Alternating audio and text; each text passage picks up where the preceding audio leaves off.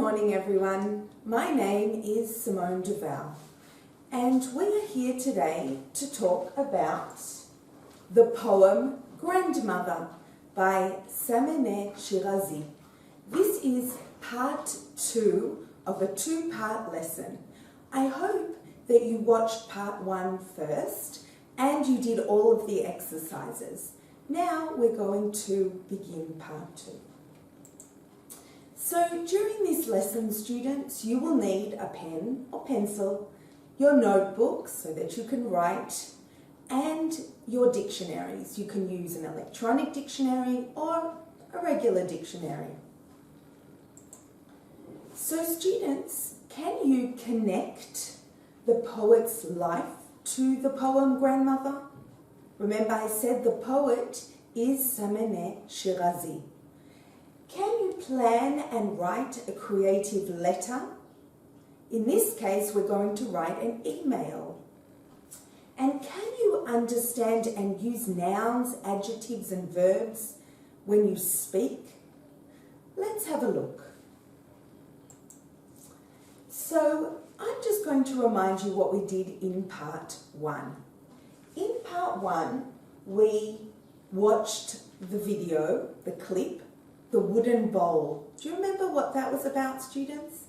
That was about a family, parents, a grandfather who lived with the parents, and the grandson. And it was a bit of a sad video, but at the end, the parents understood, because of the boy, the grandson, that they have to respect the grandfather more. Then we learned many new words and you wrote them down. Remember, they were in different colours. We're going to talk today about the different coloured words. We also talked a little bit about the poet. We're going to talk today a little bit more about the poet, the person who wrote the poem, not the speaker in the poem. We're going to talk about the poet. And we also talked about your grandmothers. So let's just remind ourselves what the poem is about. And we're going to do that. I want you to fill in the missing words. This is a little summary, a short summary of the whole poem. So let's read it together without the new words. But let's first have a look at the words underneath. All of these words we learnt last lesson. So you should know all of these words, students.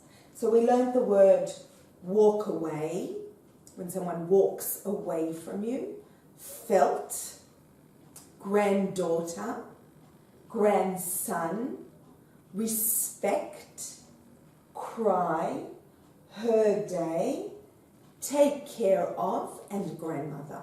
So I want you to try, while I'm reading this summary of the poem, I want you to try and put the words into the missing spaces and to write them in your notebook. You ready? Let's go. In the poem, or, remember we weren't sure who the speaker was, students, asked her or his how she, and the grandmother told her all about. The granddaughter or grandson started to, because she understood that she didn't really want to listen to the grandmother. She just wanted to. She understood that this person is not just anyone, but it is her or his grandmother. And she, he, should, and her, his grandmother, by spending time with her and listening to her. So did you fill in the missing words? I'm sure you did, because I'm sure you remembered all of these new words. So let's now check if you got it right. Let's read it together. In the poem, a granddaughter or grandson asked her or his grandmother how she felt, and the grandmother told her or him all about her day. The granddaughter or grandson started to cry because she understood that she didn't really want to listen to the grandmother. She just wanted, or he just wanted to walk away. She or he understood that this person is not just anyone, but it is her or his grandmother. And he should respect and take care of her or his grandmother by spending time with her and listening to her. And do you remember, students, we also talked about point of view and different perspectives, and how the granddaughter or grandson's perspective or point of view changed in the poem? So we're going to talk a little bit more about that very soon. So, students, do you know where this poem happens? In the wooden bowl, where did the grandfather live? Yes, the grandfather lived with his grandchildren, with his grandchild, and with his son and daughter. He lived together with them. In some families around the world, the grandparents, grandfather or grandmother, live with their grandchildren and their children together. And have a look at the other picture. In the other picture, you can see that this is a family and they all live together. So there are countries where it is normal for the grandparents to live with the grandchildren and with their children. So where do you think this poem happens? So let's read again what I just said. In some countries, the grandparents, parents and children live together in the same house. From the poem, The Grandmother, we understand that the granddaughter lives with the grandmother, like in the video, The Wooden Bowl. Do you know how we can understand that?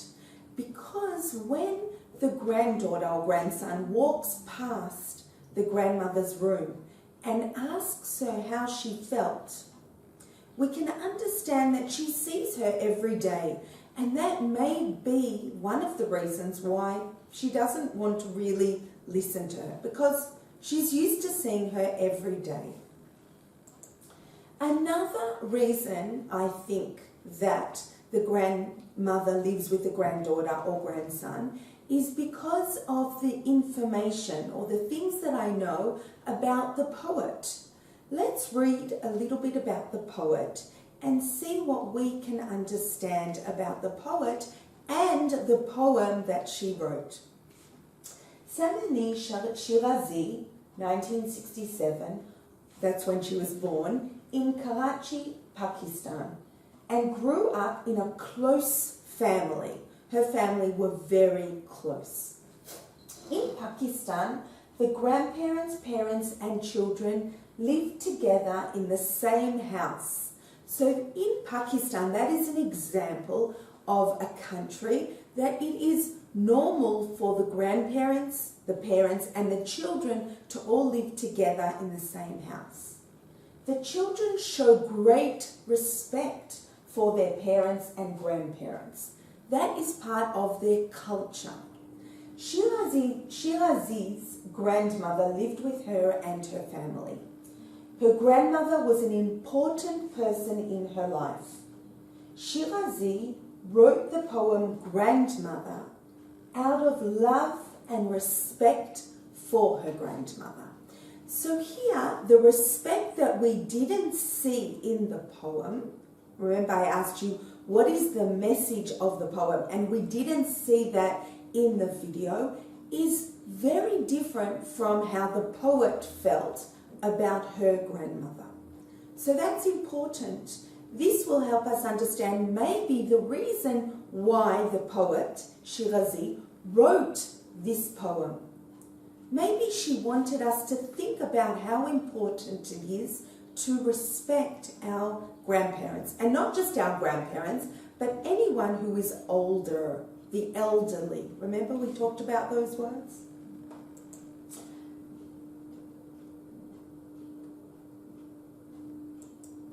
Okay, so have a look, students, at the words that I highlighted in red. Pakistan, live together, respect. Shirazi's grandmother lived with her. She wrote the poem out of love and respect for her grandmother. This will now help you answer the question, what is the connection between Shirazi, the poet, and the poem Grandmother? So I want you now to fill in the missing words based on what we just read. Let's see if you can do that. So I'm going to read this and I want you to think how you can fill in, you can complete the missing sentences. I know that Samaneh, with an E, Shirazi was born in. I also know that Shirazi's grandmother, and that Shirazi really, I understand that in the poem, the granddaughter, like Shirazi. The message of the poem is to and your grandparents, even if they live with you.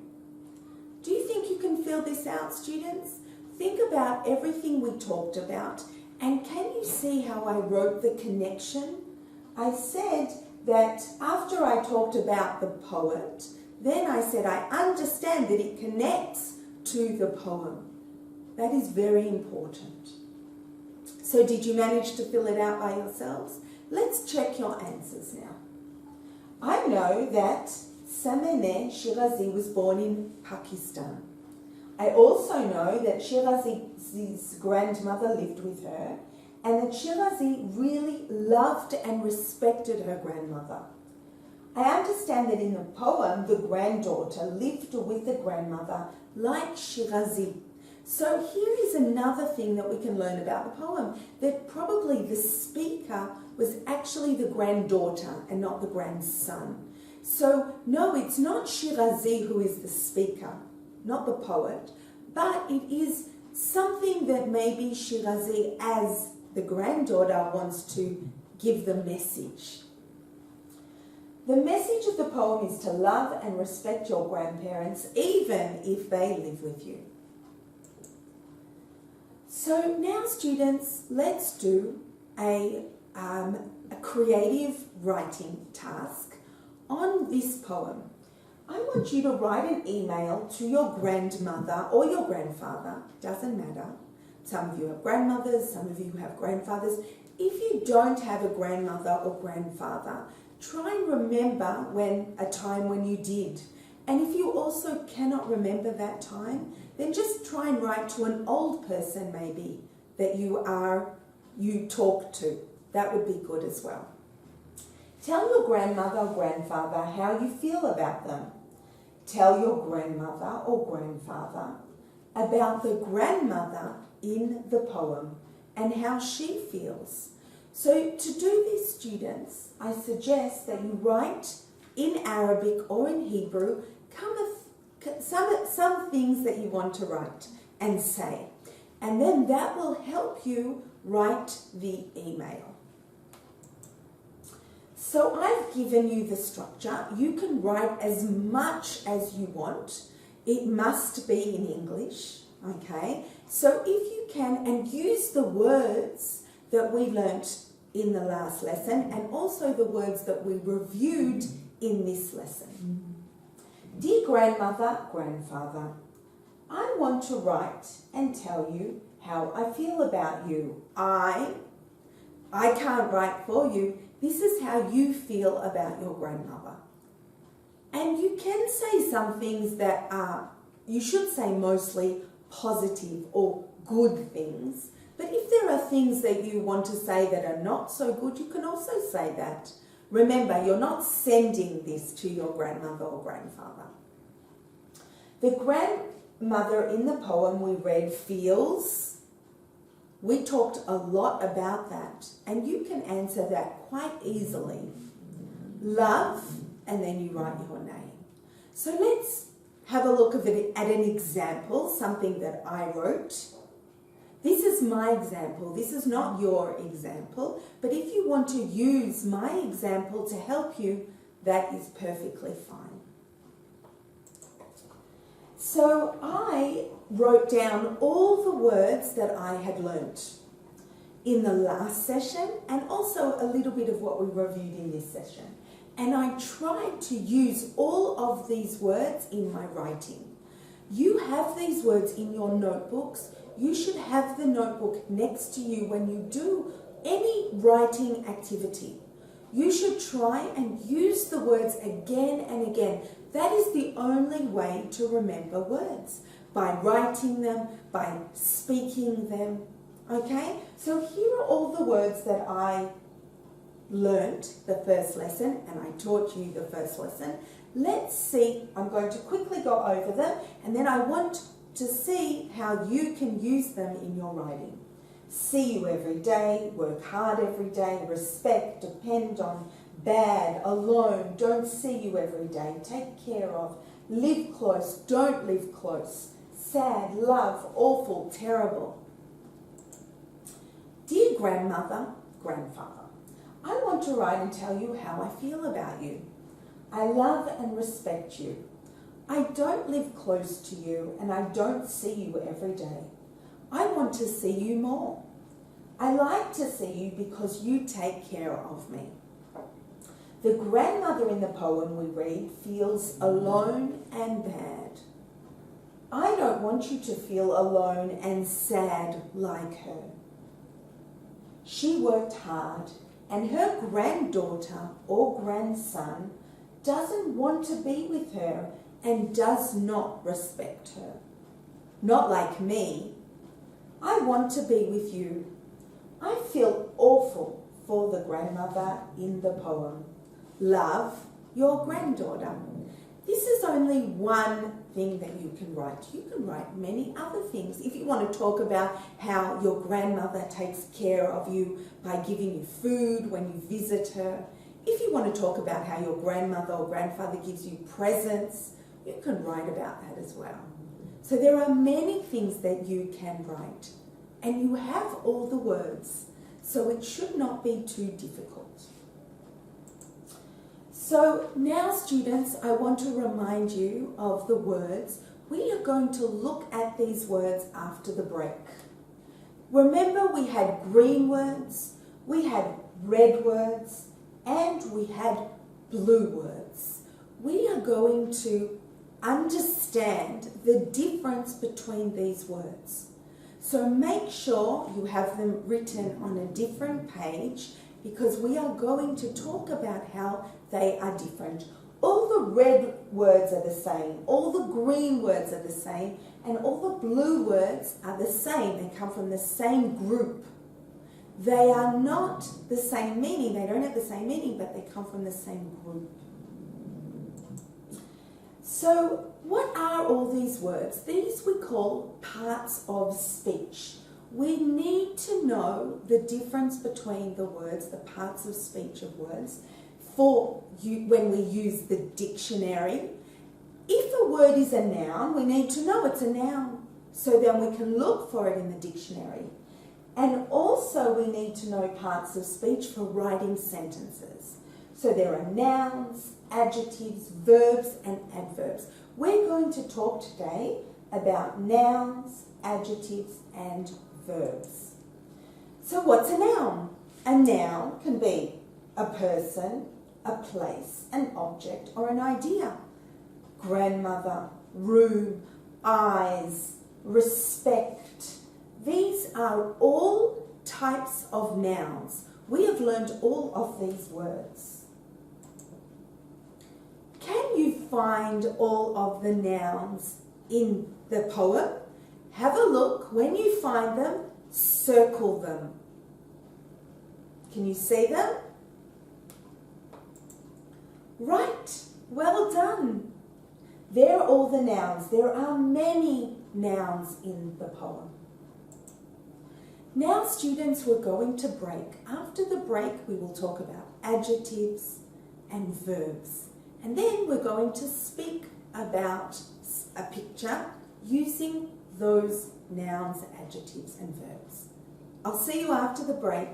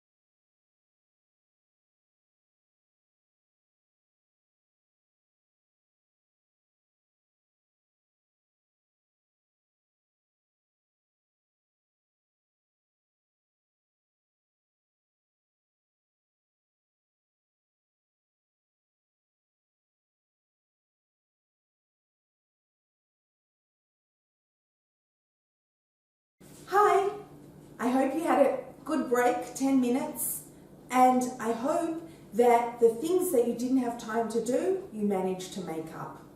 So I just want to remind you what we did before the break. We talked about parts of speech. We talked about why we need to know the difference between the words, if a word is a noun, an adjective, or a verb. We need to know it if we use a dictionary, and you should be using your dictionary, students. Some words can be nouns and verbs, so we need to know the difference. And some words can't, so we also need to know the difference.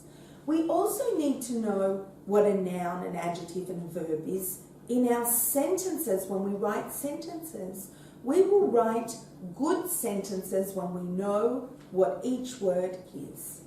So we talked about nouns before the break. We found all the nouns in the poem. You circled them. Now let's talk about adjectives. So in the last lesson, we learned green words. They are all adjectives. What is an adjective?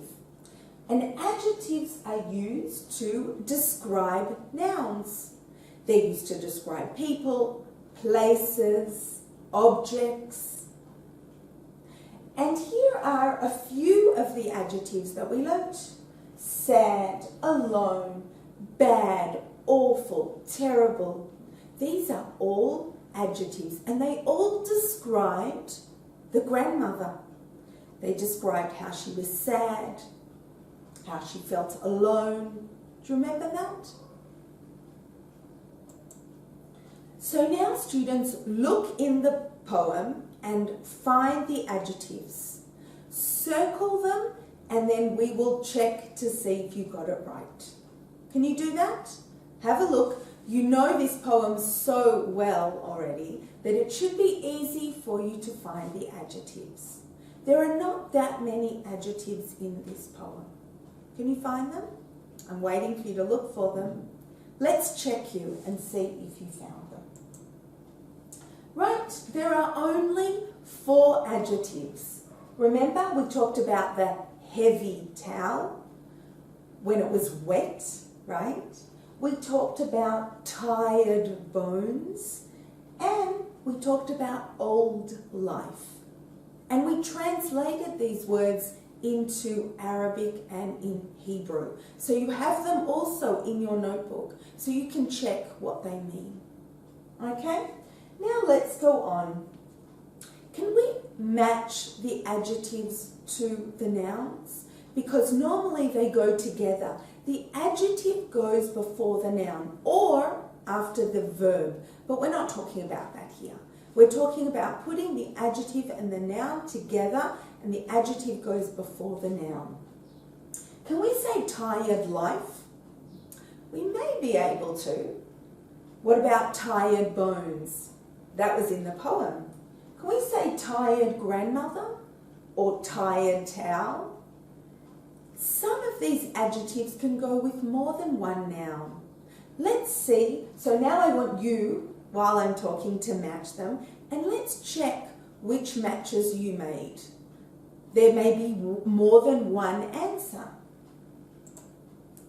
Did you write tired bones, old life, heavy towel, sad grandmother? We could also say old grandmother. I'm sure our grandmother wouldn't be happy if we said old grandmother, but we could. And we can also say tired grandmother. So adjectives we can, the main thing is about the meaning of the words, and that the adjective goes before the noun in this case. Okay? Verbs. What is a verb? Do you know that every sentence in English has a verb? So a verb is very, very important. It also shows when the story is happening or the poem. Is it happening in the present, in the past, in the future? We can see that from the verb. So a verb is used to show an action in the sentence. And here are some of the verbs that we learned. They were our blue words. To respect, to take care of, to depend on, and to look after. These are all the first form, the V1 of these verbs. Okay? So let's have a look now for the verbs in this poem. There are many verbs in the poem. Can you find all of them? I'm sure you can't, because it is quite hard. There are so many. Remember what we said? Every sentence in English has a verb. Some poems, though, in the line of the poem don't have verbs, but that's because they are creative. So can you find all the verbs? Did you find them? Let's have a look. Some of them, I'm sure, you didn't even know they were verbs. So we're going to look at them. Asked, felt, told, washed, understand, got, sunned, was. Do you know that was is a verb? It is the verb to be in the past. So was is also a verb. Filled, thought, to say is a verb. Walk away, trapped, past, and lay. These are all verbs. So the only one maybe that was a surprise to you was. And yes, was is a verb. So is am, so is, are, were. Okay, these are all verbs. So the other special things about the verbs in this poem, many of them are written in the past. How did I know that they were in the past? Because they have the ed at the end. When you see ed on a verb, that tells you that the verbs are in the past. The action happened yesterday, last week, last year. There are also other forms of verbs, and if you have a look, something we call verb to. Felt, that doesn't have an ed. Got, that doesn't have an ed. Told and thought. These are all exceptions. They are different from the ed that we're used to. So some verbs we add ed, but others we have to write them in a different way. And you can find that in the dictionary. If you look up the word, but you have to look up the verb one. So I have to look up feel, I have to look up tell, think, okay? Or get. So I look up those words, and then that will tell me in the dictionary what it is in the past, if it's ed or it's a special word. So the dictionary can also help me with things like that. So now, students, let's try and speak. And I want you to say, I can speak English. I know you can speak English. And we are going to play a game. And the game is, who am I? So we're going to look at a picture. And we're going to do 1, 2, 3, 4. Can you see this picture? This picture is at a birthday party. The birthday party happened yesterday or last week. And this was the picture that was taken at the birthday party. And look who is at this birthday party. You have Grandma Lily, Grandmother Leah, Grandfather Ali, you have David, the little boy, Mother Sarah, and you also have the baby, Tom. And they are all at the birthday party. Do you know whose birthday party it is? Yes, it's Grandmother Leah's birthday party. And she is turning 80. Amazing. So they are celebrating with balloons and presents and a cake. So in pairs, look at the picture. choose one of the people at the party, describe the party that happened yesterday from this person's point of view. Do you remember in lesson 1 we talked about point of view? How this person sees something through their eyes. What does grandfather Ali see? What does grandmother Leah see? What does mother Sarah see at the party? Each person at the party will see it differently. And when they say I, they're talking about themselves. So I want you to be one of these people at the party and talk about how you see the party. Don't tell your friend who you are, let them guess.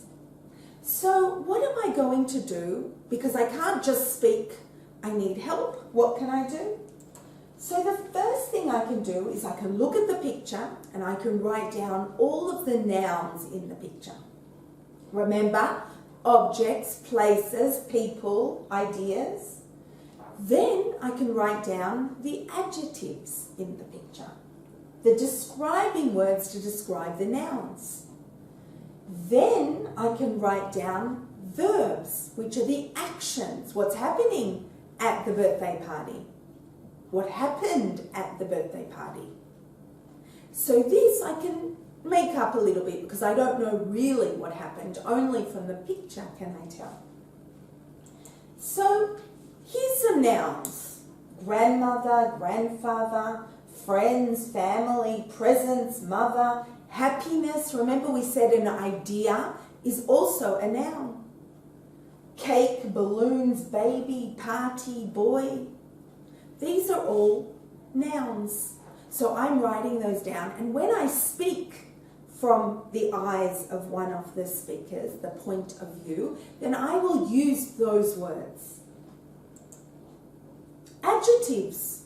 Happy, sad, hungry, alone, awful, terrible, old, tired. You know the meaning of all of these words. You can add words to this list and have them next to you so that it will help you speak. Are you writing other words? You should. And then it will help you write more or say more detailed things about the picture. What do I need now? Yes. I need the verbs. Asked, felt, told, said, opened, ate, wanted. I'm sure you know many more verbs that you can add to this list. And you should.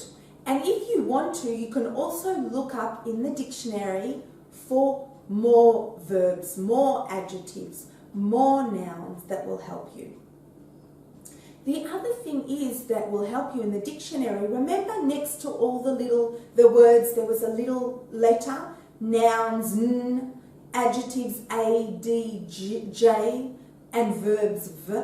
That will help you in the dictionary to know that it's a noun, an adjective, or a verb.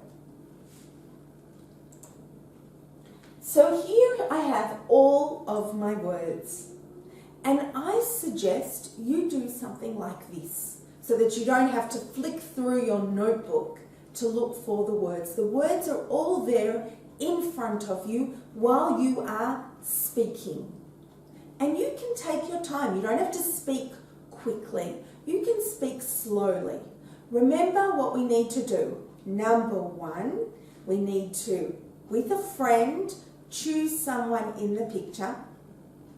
Then we need to talk about what happened at the birthday party from the eyes of one of the people in the picture. And we have lots of words that we can use to help us. So now, students, I'm going to give you an example.